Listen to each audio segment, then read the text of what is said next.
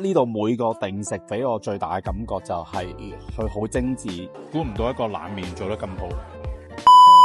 觀塘依家越夜越多人，今日就同大家嚟呢間日作食堂。入到呢間餐廳，最大感覺就係好似日式嗰種小學嘅感覺。簡單先嚟2杯果汁。而家嘅觀塘簡直係變天，一來人好多，二來呢度嘅客嘅質素都好高，所以有啲好特別嘅餐廳出咗嚟，好似今日介紹呢一間咁，真係值得過嚟。先嚟一個大蝦蟹柳梅子素麵，最大特色淋咗呢個川麻醬汁。跟住就好似我哋過年咁樣，將啲麵撈埋一齊，撈起，好清爽。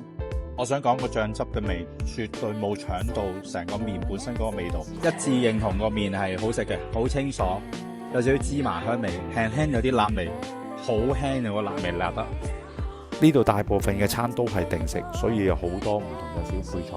再要咗個川辣手撕雞，上面都放咗隻雞蛋，撈勻晒成個飯同雞，非常美味。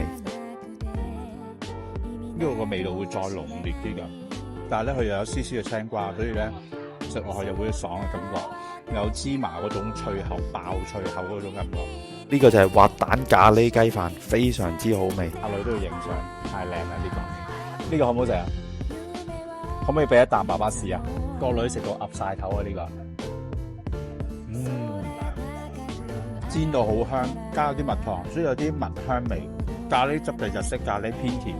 好味，呢個俾木魚 set 就係我老婆嘅，佢中意食魚。老婆話呢個魚超滑，哇！希望大家中意我哋嘅介紹，記住分享俾朋友，拜拜。